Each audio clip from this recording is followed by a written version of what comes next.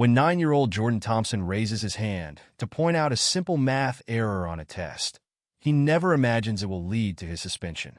But in a school where the color of your skin can determine how you're treated, this bright young student's quest for truth sets off a chain of events that will shake his community to its core.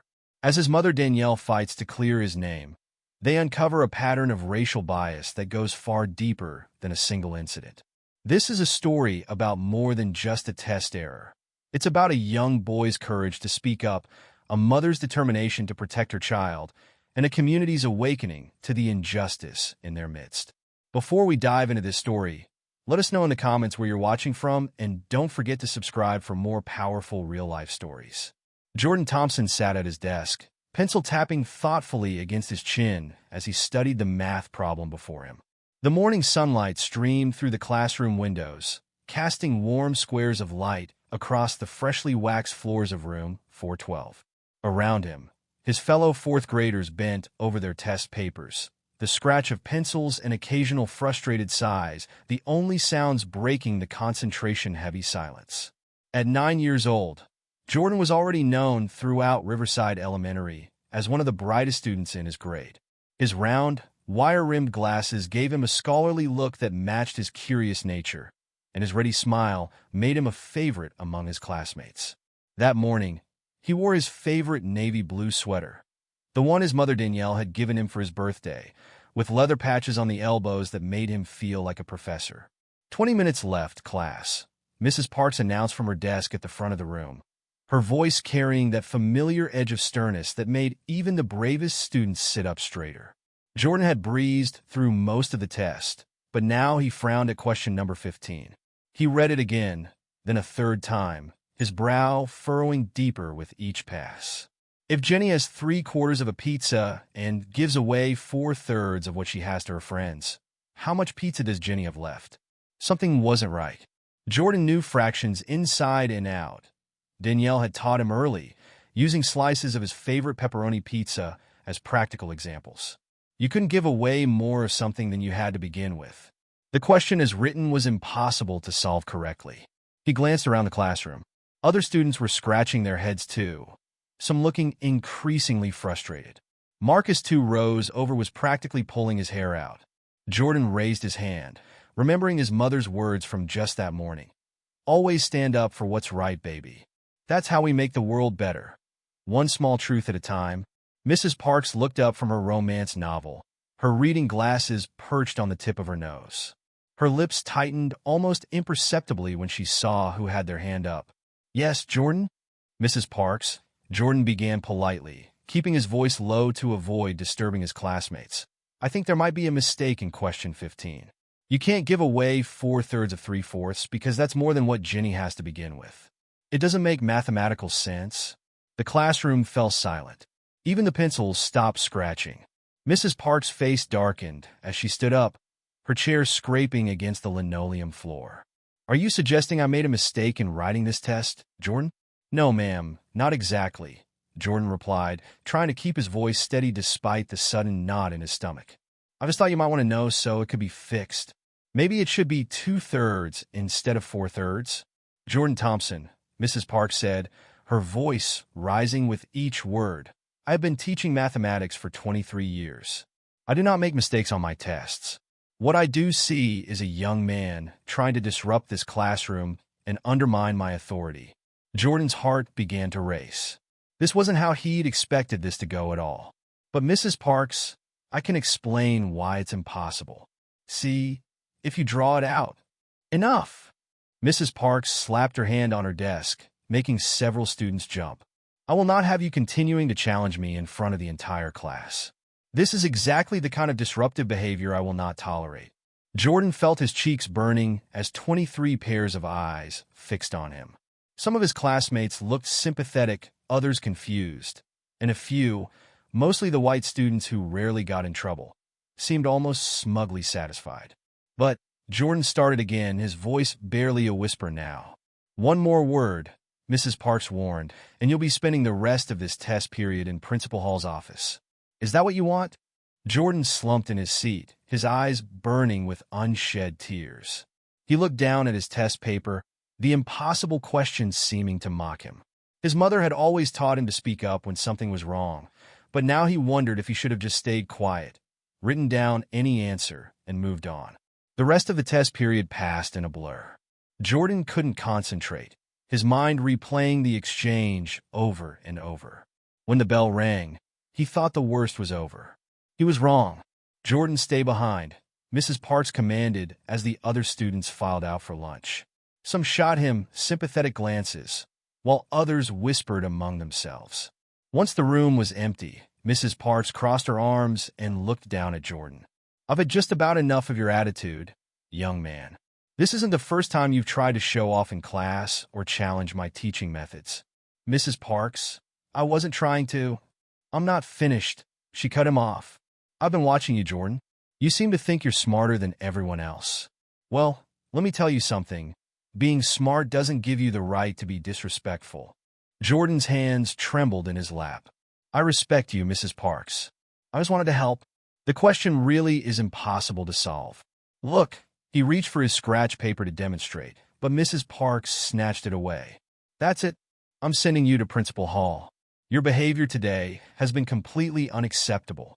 5 minutes later, Jordan sat in the hard plastic chair outside Principal Hall's office, his stomach churning. He'd never been sent to the principal before. What would his mother say? She'd worked so hard to raise him right, teaching him to be honest, to work hard, to stand up for the truth. Now here he was, in trouble for doing exactly what she taught him. Through the office's frosted glass window, he could see Mrs. Parks gesturing animatedly as she spoke to Principal Hall. Though their voices were muffled, occasional phrases leaked through, challenging authority, disruptive behavior, attitude problem. When they finally called him in, Jordan's legs felt like jelly as he stood before Principal Hall's imposing desk. Mr. Hall was a tall man with thinning gray hair and cold eyes that seemed to look right through Jordan rather than at him. "Well, Jordan," Principal Hall began, shuffling some papers on his desk, "Mrs. Parks tells me you've been causing quite a disturbance in class today. Challenging her authority, disrupting the test, refusing to follow instructions when told to stop. This is very serious behavior." "Sir, I was just trying to point out a mistake in the test. The math problem doesn't make sense. If you'd let me show you." "There you go again," Mrs. Parks interrupted. Even now, he refuses to show proper respect. Principal Hall raised his hand for silence. "Jordan, I'm very disappointed. We expect better behavior from our students at Riverside Elementary. Mrs. Parks is an experienced teacher, and when she tells you to do something, you do it. Period." "But sir." "No buts." Principal Hall's voice was final. "Your behavior today shows a complete lack of respect for authority and a disruption of the learning environment for other students. I'm suspending you for 2 weeks, effective immediately." The word hit Jordan like a physical blow. Suspended? His perfect record gone. All because he'd tried to point out a mistake that anyone who understood fractions could see. "We'll be calling your mother to pick you up," Principal Hall continued, already reaching for his phone. "And Jordan, I suggest you use these 3 days to think about your attitude and how you can show proper respect to your teachers in the future." Jordan sat in numb silence as Principal Hall dialed his mother's number. This couldn't be happening. It wasn't fair. He hadn't done anything wrong. He just tried to help, to fix a mistake that was confusing everyone in class. How had everything gone so wrong? As he waited for his mother to arrive, Jordan could feel Mrs. Parks' satisfied gaze on him. He thought about all the times he'd seen her treat the other black students differently. How she'd send Marcus to the principal's office for talking once while Jenny could chat all class without consequence. How she'd accuse Keisha of cheating when she got perfect scores while praising white students for the same achievement. Now, sitting there with a suspension hanging over his head, Jordan understood something his mother had tried to prepare him for, but he'd never fully grasped until this moment. Sometimes, being right wasn't enough. Sometimes, the color of your skin could turn the simplest interaction into a catastrophe. A tear finally escaped, rolling down his cheek. Jordan wiped it away quickly, not wanting to give Mrs. Parks or Principal Hall the satisfaction of seeing him cry. He thought about his mother's words again, "Stand up for what's right." He had done that today, and even though it had gotten him in trouble, deep down he knew he wouldn't have done anything differently. As he waited for his mother to arrive, Jordan couldn't know that this moment, this simple act of pointing out a math error, would spark something much bigger than himself. He couldn't know that his suspension would become a rallying cry for change, that his story would expose deep-seated prejudices in the school system, or that his courage in speaking up would inspire others to do the same. For now, he just sat there, a bright 9-year-old boy who dared to point out a simple truth, waiting for his mother to come pick him up from a school that had just taught him one of life's hardest lessons. Sometimes the system isn't designed to hear your voice, even when you're absolutely right. The moment Danielle Thompson received the call from Principal Hall, her heart sank. Suspended? Her son Jordan, suspended? She could barely believe it. As Danielle hurried to the school, 1,000 thoughts raced through her mind. Jordan was a good boy, a diligent student who loved learning. He wasn't the type to cause trouble or disrupt the classroom. So, what in the world had happened? When Danielle arrived at the principal's office, she found Jordan sitting quietly, his eyes downcast. She rushed to him, wrapping her arms around his small frame. "Oh, baby, what happened?" she asked, her voice trembling with worry and anger. Jordan recounted the story, his words stumbling as he tried to make sense of it all. Danielle listened intently, her grip on her son tightening with each passing detail. A simple math mistake on a test, pointing it out to the teacher, and for that, her child was being punished? Danielle turned to Principal Hall, her brow furrowed in disbelief. "You're telling me my son is being suspended for trying to help? For being right about a mistake on your test?" Mr. Hall shifted uncomfortably in his chair, his expression unreadable. "Mrs. Thompson, your son's behavior was disruptive and disrespectful. He openly challenged Mrs. Park's authority in front of the entire class. We simply cannot tolerate that kind of attitude in this school." Danielle scoffed, her hands clenching into fists at her sides. "Disrespectful? He's 9 years old, for goodness sake. All he did was try to point out a problem with the test. And you throw him out for it?"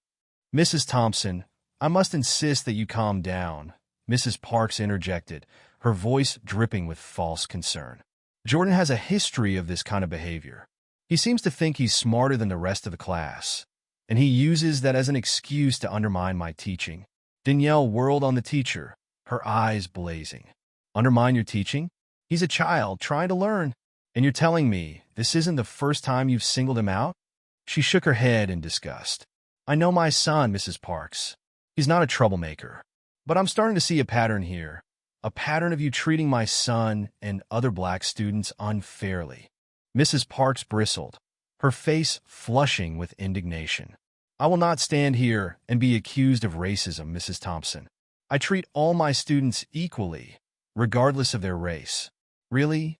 Danielle challenged, her voice laced with sarcasm. "So why is it that Jordan and the other black kids in his class seem to be the ones who constantly end up in trouble? Huh? Is that just a coincidence?" The room fell silent, the tension thick enough to cut with a knife. Principal Hall cleared his throat awkwardly, trying to diffuse the situation. "Mrs. Thompson, I understand your concerns, but the fact remains that Jordan's behavior today was unacceptable. The suspension will stand." Danielle stared at him, her eyes narrowing. "Unacceptable? For pointing out a mistake? For trying to learn?" She shook her head, her hands trembling with emotion. "No, this is not happening. I won't let you punish my son for being smart, for having the courage to speak up. This is wrong, and I'm going to fight it." With that, Danielle turned on her heel and ushered Jordan out of the office, her mind already racing with a plan of action. As they walked to the car, she could feel the weight of Principal Hall and Mrs. Parks' eyes on her back, but she refused to back down. Once they were safely inside the vehicle, Danielle pulled Jordan into a tight hug. "I'm so proud of you, baby," she whispered, her voice thick with emotion. "You did the right thing, and I'm going to make sure the school knows it." Jordan clung to his mother, the full reality of the situation finally sinking in. "But Mom, what if they don't believe me? What if they don't care?" His voice trembled with uncertainty. Danielle pulled back, cupping Jordan's face in her hands. "Oh, sweetie, they're going to have to care, because we're not going to stop until they do." Her eyes hardened with determination. "This isn't just about you anymore. This is about standing up for what's right for all the kids who are being treated unfairly because of the color of their skin.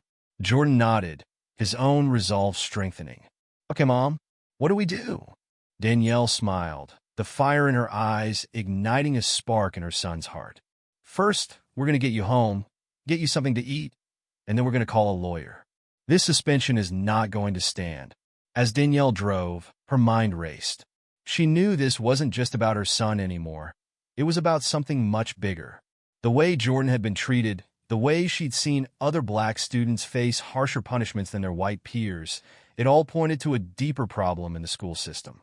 And she was determined to expose it, to fight for change, not just for Jordan, but for every child who deserved to be treated with fairness and respect. That evening, as Danielle and Jordan sat at the kitchen table, devouring bowls of mac and cheese, Danielle made a few phone calls.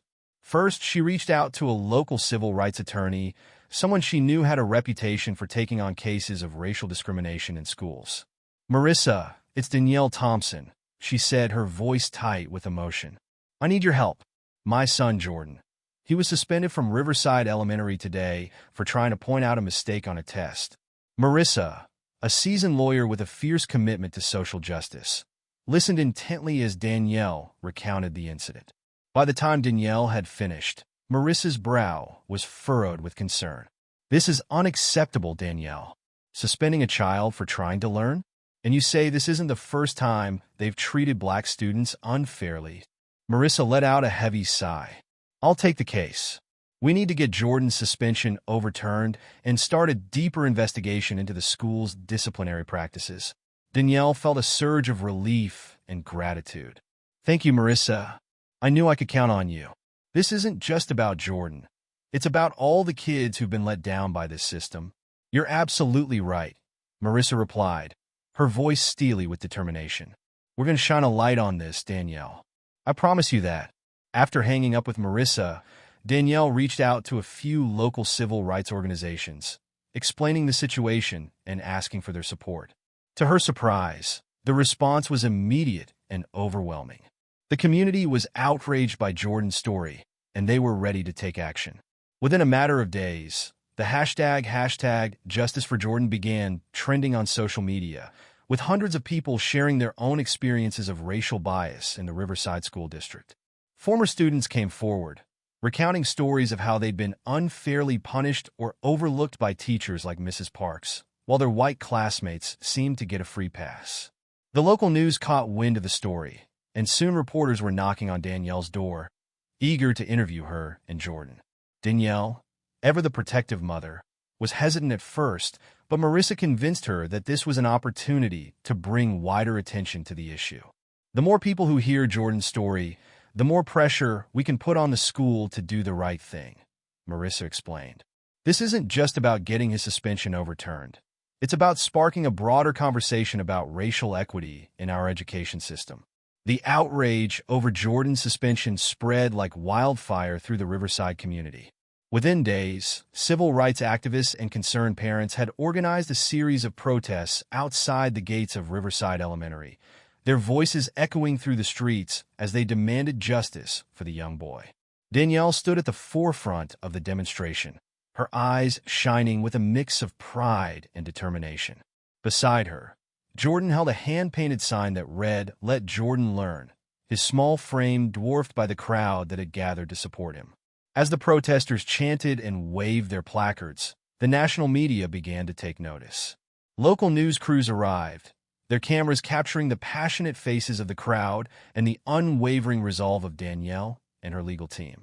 "This is not just about one student being unfairly punished," Danielle declared, her voice carrying over the chants.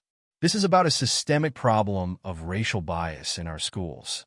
Jordan is the latest victim, but he won't be the last unless we stand up and demand change." The story quickly gained traction on social media, with the hashtag Justice for Jordan trending across the country. Supporters from all walks of life, from concerned parents to civil rights leaders, shared their outrage and called for immediate action. "What happened to Jordan is an outrage, but it's sadly all too common," said Reverend Michael Daniels, a prominent local activist. "Black and brown students are disproportionately targeted for discipline in our schools, and it has to stop. We stand with Jordan and his family, and we won't rest until real change is made." As the protests continued day after day, the pressure on the Riverside School Board mounted. They could no longer ignore the growing clamor for justice, and they were forced to call an emergency meeting to address the situation. The community packed the room, their faces etched with a mix of anger and determination. Danielle, accompanied by her lawyer Marissa, took a seat near the front, ready to confront the school's administration head-on. One by one, parents and former students stepped up to the microphone, their voices trembling with emotion as they shared their own experiences of racial bias within the school system.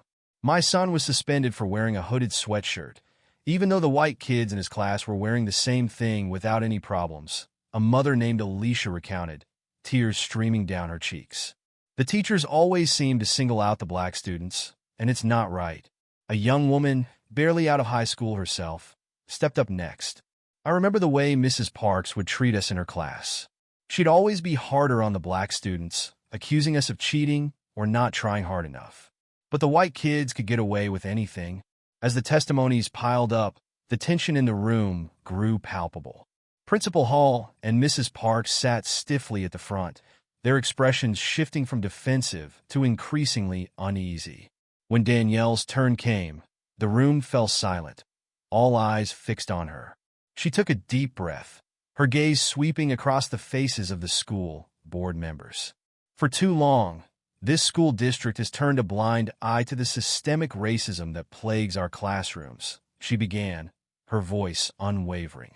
"My son is not the first student to be punished for trying to learn, and he won't be the last unless we take action." Danielle paused, her eyes locking with those of the principal. "Jordan is a bright, hardworking child who did nothing wrong. He pointed out a mistake, and for that he was suspended. But this isn't about Jordan anymore. It's about every child in this district who has been made to feel like they don't belong, simply because of the color of their skin." The room erupted in cheers and applause, the energy in the air electric with a sense of righteous indignation. Danielle continued, her voice rising with each word. "We demand that Jordan's suspension be overturned immediately. But that's just the beginning. We want a full investigation into the disciplinary practices of this district, and we want to see real, tangible changes to address the racial inequities that have been allowed to fester for far too long." As Danielle's speech came to a close, the school board members shifted uncomfortably in their seats. They knew they were facing a storm, and they were going to have to weather it if they wanted to maintain any semblance of credibility. Principal Hall, his face flushed with discomfort, rose to address the audience. "Ladies and gentlemen, I understand your concerns, but I can assure you that the suspension of Jordan Thompson was a matter of enforcing discipline, not racial bias. We treat all our students equally, regardless of their background." The crowd erupted in jeers and boos, drowning out the principal's attempts to defend the school's actions. Danielle could see the frustration and desperation in Hall's eyes, and she knew that the tide was turning against him. "That's a lie, and you know it," a voice called out from the back of the room. "We've all seen the way you and Mrs. Parks single out the black students. Enough is enough." The room erupted in a chorus of agreement, the air thick with the heat of righteous anger. Danielle could feel the power of the moment, the way the community had rallied around her son, around the fight for justice. As the meeting drew to a close, the school board members knew they were facing a crisis. The pressure was mounting, and they could no longer ignore the growing demands for change. In the days that followed, the protests outside Riverside Elementary only intensified, with more and more people joining the cause. National civil rights organizations, recognizing the broader implications of Jordan's story, lent their support to the fight, sending representatives to stand alongside Danielle and her legal team. Meanwhile, Jordan struggled to cope with the emotional weight of the situation. He missed his friends, his classroom, and the normalcy of his daily routine. Danielle could see the strain on her son's face, the way he would sometimes retreat into himself, overwhelmed by the attention and the high-stakes battle. "I just want to go back to school," Jordan confided to his mother one evening, his voice barely above a whisper. "Why do I have to be the one in the middle of all this?" Danielle pulled him into a tight hug, her heart aching for her son's pain. "Oh, baby, I know this has been so hard for you. But you have to understand, what happened to you is bigger than just one boy. You're standing up for something important, for all the kids who've been treated unfairly because of the color of their skin." Jordan nodded, his eyes glistening with unshed tears. "I know, Mom. I just wish it wasn't me. I just want things to go back to normal." Danielle pressed a gentle kiss to his forehead, her own eyes reflecting the same worry and uncertainty. "I know, sweetheart, but we can't go back. Not until we make sure that what happened to you never happens to another child again. You're being so brave, and I'm so proud of you." Jordan managed a small smile, drawing strength from his mother's unwavering support. He may have been just a 9-year-old boy, but in that moment, he felt the weight of the world on his shoulders. This was no longer just about him. It was about something much bigger, a fight for justice that would reverberate far beyond the walls of Riverside Elementary. As the protests continued, the national spotlight only grew brighter. Prominent civil rights leaders and public figures began to speak out, calling for sweeping reforms in the way schools handle discipline, especially when it came to students of color. "What happened to Jordan Thompson is a disgrace, and it's indicative of a much larger problem in our education system," said Congresswoman Alicia Ramirez, a vocal advocate for racial equity in schools. "We cannot allow our children to be punished for trying to learn simply because of the color of their skin. It's time for us to take action and demand real, lasting change." The school board, facing an onslaught of public pressure and national scrutiny, knew they could no longer ignore the growing clamor for justice. They were forced to convene another emergency meeting, this time with representatives from the Department of Education and local civil rights organizations in attendance. Danielle, Marissa, and a contingent of community leaders filled the room, their eyes fixed on the increasingly uneasy faces of the school board members. Principal Hall and Mrs. Parks sat together, their expressions grim and defensive. As the meeting progressed, the testimonies from parents, students, and education experts painted a damning picture of the racial biases and discriminatory practices that had become ingrained in the Riverside school system. The evidence was overwhelming, and the school board members found themselves on the defensive, their attempts to justify their actions falling flat in the face of such compelling testimony. At one point, a former student, now a young adult, stood up and addressed the room with a trembling voice. "I remember sitting in Mrs. Parks' class, working just as hard as the white kids, if not harder. But whenever I got a good grade, she'd accuse me of cheating. She never gave me the benefit of the doubt, never praised me the way she did the other students. And I know I'm not alone." The crowd erupted in applause, the anger and frustration palpable in the air. Principal Hall shifted uncomfortably in his seat, his face flushed with a mix of embarrassment and defiance. "Ladies and gentlemen, I can assure you that we take these allegations very seriously," he said, his voice wavering. "We will be conducting a full investigation into our disciplinary practices and working to address any issues of racial bias that may have occurred." Danielle scoffed, her eyes narrowing. "That's not enough, Mr. Hall. You've had plenty of time to address these problems, and you've done nothing. Now, the community is demanding real, tangible change. We want to see a complete overhaul of your disciplinary policies, and we want to see it happen now." The room erupted in a chorus of agreement, the force of the community's outrage threatening to overwhelm the beleaguered school board. Principal Hall and Mrs. Parks exchanged uneasy glances, their confidence visibly crumbling under the weight of the public's fury. As the meeting drew to a close, the school board members knew they were facing a monumental challenge. The pressure was mounting, and they could no longer ignore the demands for justice. They had to act, and they had to act fast if they wanted to maintain any semblance of credibility and control over the situation. Outside the school, the protesters continued to chant and march, their voices carrying a message of defiance and hope. Jordan stood among them, his small hand clasped in his mother's, his eyes filled with a mixture of pride and trepidation. He knew that this was no longer just about him. It was about something much bigger, a fight for the rights of all children, regardless of the color of their skin. As the sun began to set, Danielle pulled Jordan close, her heart swelling with a mix of emotions. "You're so brave, "Baby," she whispered, her voice thick with emotion. "You've started something that's going to change the world, one small truth at a time." Jordan nodded, his own resolve strengthening. He may have been just a 9-year-old boy, but in that moment, he felt the weight of the world on his shoulders. And he was ready to fight, for himself, and for every child who deserved to be heard, to be seen, and to be treated with the respect and dignity they deserved. The pressure on Riverside Elementary only continued to mount as the community's outrage over Jordan's suspension reached a fever pitch.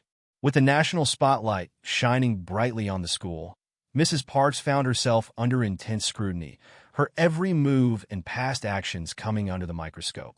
As the school board's investigation into the district's disciplinary practices progressed, a pattern of unfair treatment toward black students began to emerge.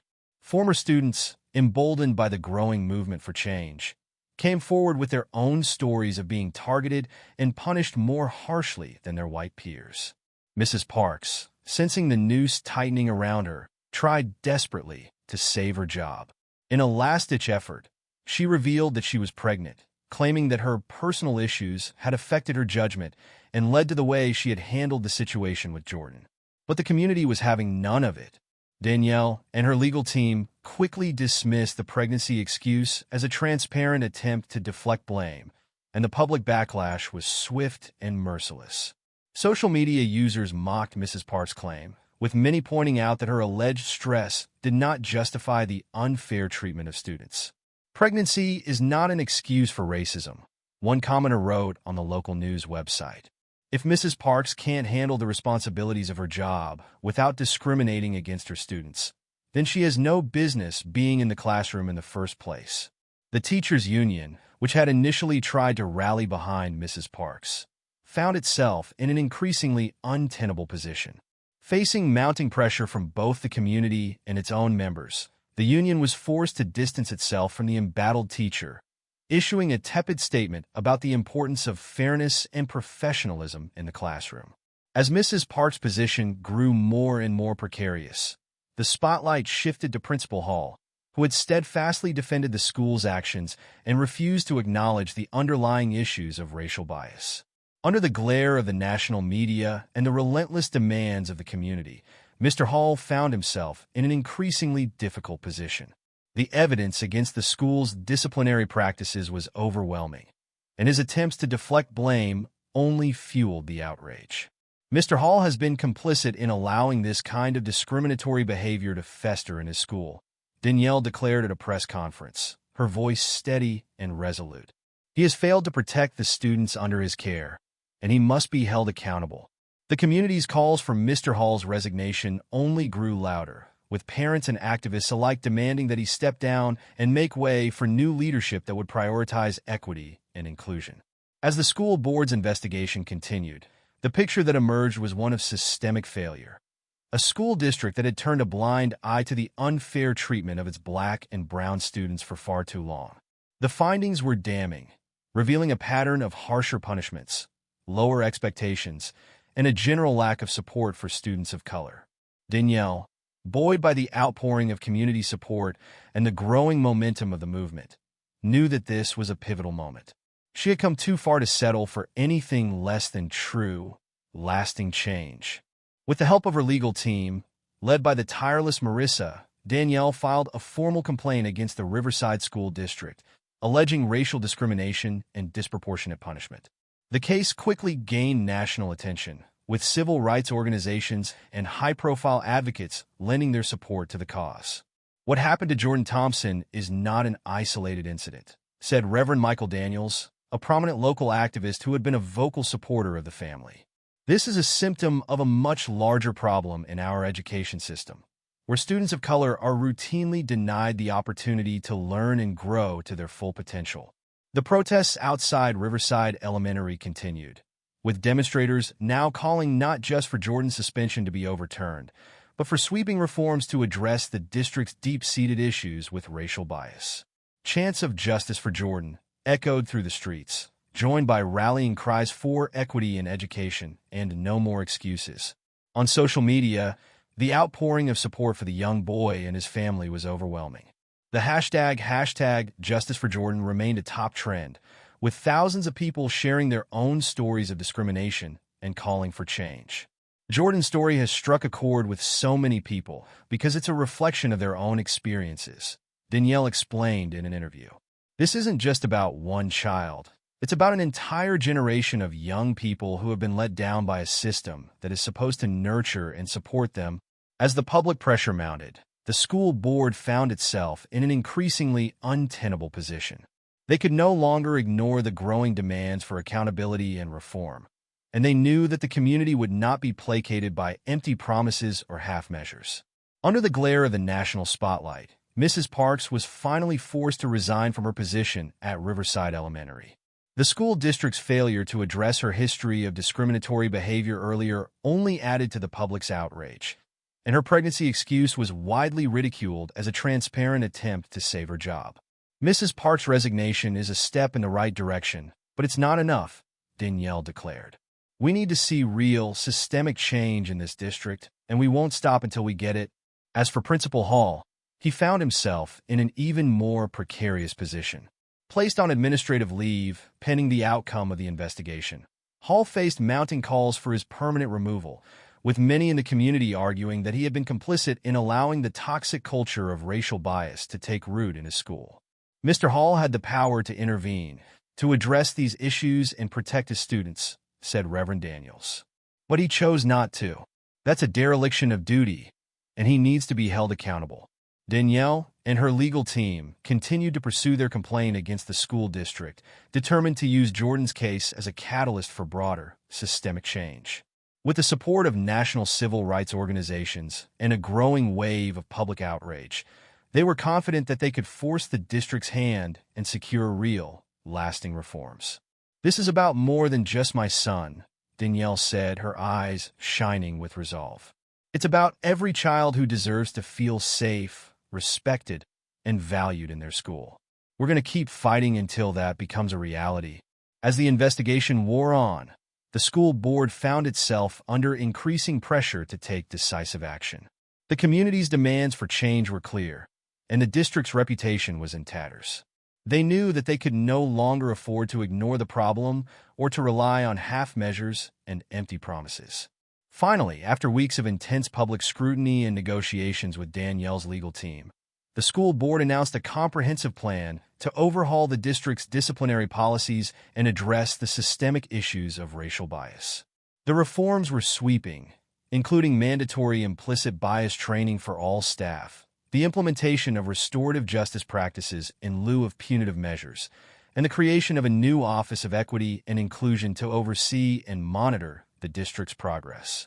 This is a significant step forward, but it's just the beginning, Danielle said at a press conference, flanked by Jordan and her legal team. We'll be closely watching to ensure that these reforms are implemented with fidelity and that real change takes root in our schools. Jordan, who had borne the emotional weight of the situation with a maturity beyond his years, stood by his mother's side, his expression a mix of pride and relief. He knew that his story had become a rallying cry for something much bigger than himself, and that the fight was far from over. But in that moment, as he looked out at the sea of supportive faces, Jordan felt a sense of hope and determination. He had faced adversity and injustice, and he had emerged stronger for it. And he knew, without a doubt, that he would continue to stand up and speak out, not just for himself, but for every child who deserved to be heard, to be seen, and to be treated with the dignity and respect they deserved. As the community celebrated the hard-won victories and looked ahead to the work that still lay before them, Jordan felt a newfound sense of purpose. He may have been just a 9-year-old boy, but he had already become a symbol of the power of one voice to inspire change, to challenge the status quo, and to forge a path toward a more just and equitable world. And as he walked hand in hand with his mother, Jordan knew that this was only the beginning, that his story would continue to echo, inspiring others to follow in his footsteps and to never stop fighting for what is right. After weeks of relentless public pressure and the damning findings of the school board's investigation, the Riverside School District finally realized that the status quo was no longer tenable. Facing the threat of a high-profile lawsuit and the risk of further community backlash, they knew they had to take decisive action. The day Jordan Thompson was set to return to school, the hallways were abuzz with nervous anticipation. Students whispered among themselves, some expressing sympathy for the young boy who had become a symbol of the fight for justice, others still harboring doubts about the whole affair. As Jordan walked through the front doors, flanked by his mother Danielle and their lawyer Marissa, the atmosphere shifted palpably. Some students rushed over, greeting Jordan with warm smiles and words of encouragement, while others hung back, unsure of how to react. Jordan scanned the faces of his classmates, his expression a mix of trepidation and resolve. He had spent the past 2 weeks at home, struggling to make sense of the whirlwind that had engulfed his life. But now, as he stood before the familiar surroundings of Riverside Elementary, he felt a new sense of purpose. "Welcome back, Jordan," said Mrs. Wilkins, the school's new principal, as she approached the group. Her voice was gentle, her eyes filled with a sincerity that stood in stark contrast to the icy demeanor of her predecessor. "Thank you, Mrs. Wilkins," Jordan replied, his voice barely above a whisper. He glanced up at his mother, who squeezed his hand reassuringly. "We're so glad to have you back," Mrs. Wilkins continued, her gaze sweeping across the gathering of students and staff. "And I want to assure you and your family that things are going to be different here. We're committed to creating an environment where every child feels safe, respected, and valued." Danielle nodded, her expression softening slightly. "We appreciate that, Mrs. Wilkins.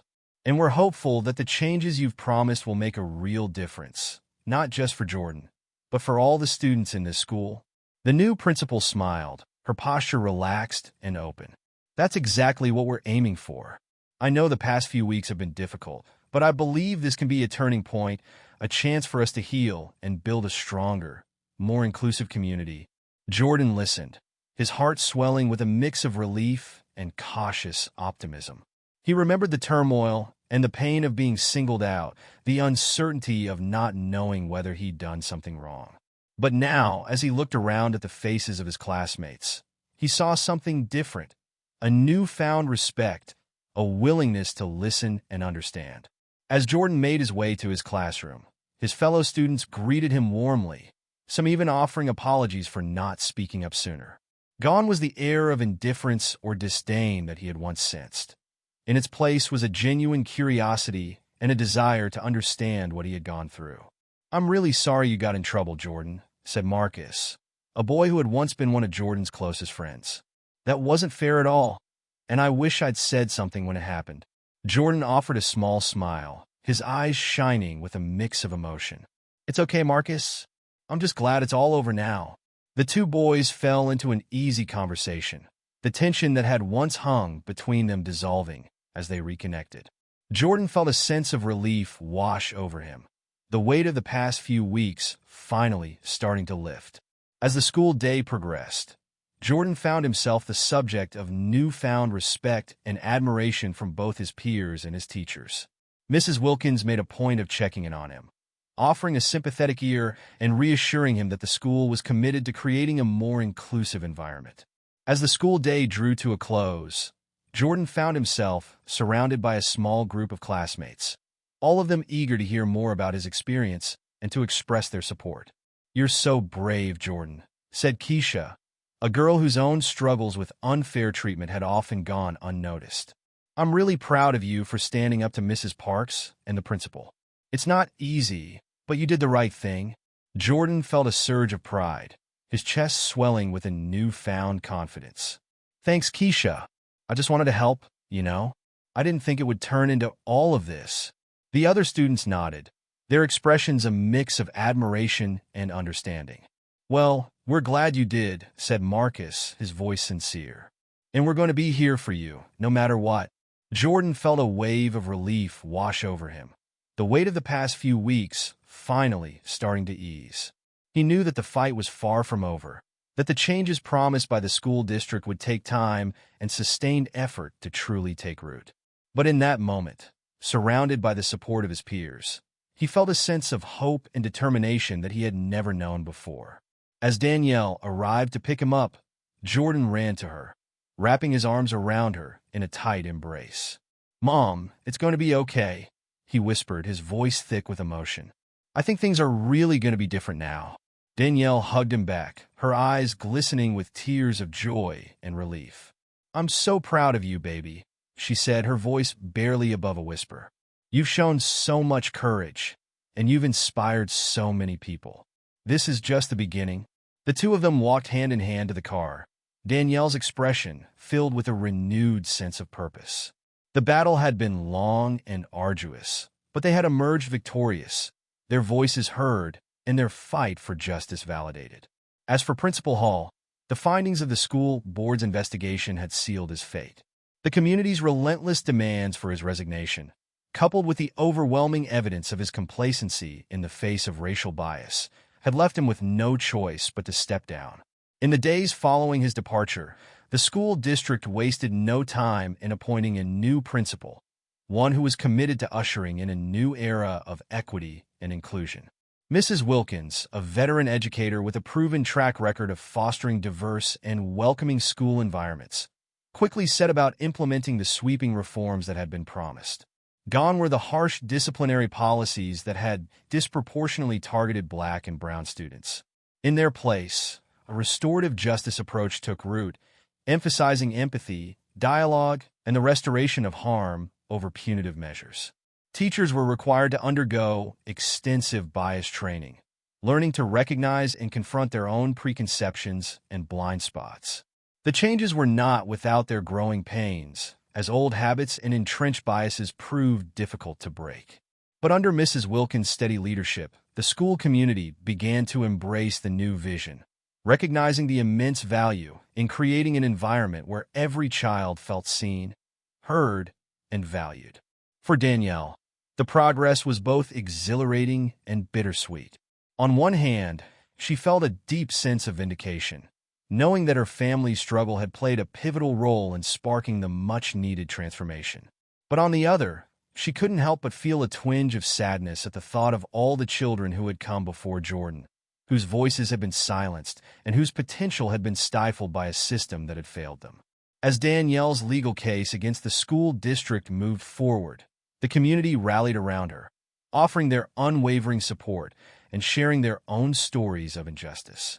The settlement that was eventually reached, while not the primary goal, sent a powerful message that the district would be held accountable for its past transgressions and that real, substantive change would be the price of moving forward. With the media spotlight gradually fading, Jordan found himself thrust into the role of a local hero, his courage and resilience celebrated by his peers and the broader community. Articles about his story continued to circulate online, inspiring others to stand up and speak out against the inequities they witnessed in their own schools. Jordan's story is a testament to the power of one voice to spark change, said Reverend Michael Daniels, the prominent local activist who had been a vocal supporter of the family. He refused to be silenced, and in doing so, he's given hope to countless young people who've been made to feel invisible. As the new school year began, Jordan walked through the freshly painted halls of Riverside Elementary with a newfound sense of pride and purpose. The changes were evident. The walls adorned with vibrant murals celebrating the diversity of the student body, the once imposing security guards replaced by friendly faces eager to lend a listening ear. In his classroom, Jordan was greeted by a teacher who made a point of acknowledging his ordeal and commending his bravery. "Jordan," she said, her voice warm and sincere, "I know the past year has been incredibly difficult for you, but I want you to know that we're committed to making this a place where you and all of your classmates can thrive." Jordan nodded, his expression serious but hopeful. "Thank you, Mrs. Wilkins. I'm ready to learn, and I'm ready to help make this school better for everyone." The teacher smiled, her eyes shining with pride. "That's exactly what we need, Jordan. Your voice, your courage, they're going to be instrumental in shaping the future of this community." As the school year progressed, Jordan found himself at the center of a shifting cultural landscape, his story becoming a rallying cry for equity and inclusion within the education system. Guest speakers and assemblies focused on the importance of diversity, empathy, and mutual understanding, with Jordan's experience serving as a powerful case study. Danielle, too, found herself in high demand, her story inspiring others to take a stand against the systemic racism that had become entrenched in so many schools. She spoke at local events, sharing her family's journey and urging the community to remain vigilant in their pursuit of meaningful change. "This is just the beginning," Danielle would often say, her voice filled with a mixture of resolve and cautious optimism. "We've made progress, but there's still so much work to be done. We can't afford to be complacent. We have to keep pushing forward, keep holding our schools accountable, and keep fighting for the future of our children." And as for Jordan, the young boy who had once been the unwitting catalyst for a movement, he found himself growing in both confidence and maturity.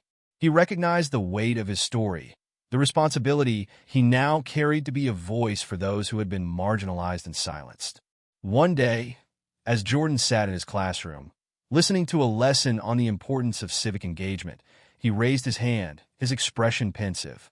"Mrs. Wilkins," he said, his voice steady, "I've been thinking a lot about what happened to me last year and how it's changed things here at Riverside. And I was wondering, is there anything I can do to help make sure this kind of thing doesn't happen to other kids?" The teacher smiled, her eyes crinkling with pride. "Jordan, that's a wonderful question, and I'm so glad you're thinking about how you can make a difference." She paused, considering her words carefully.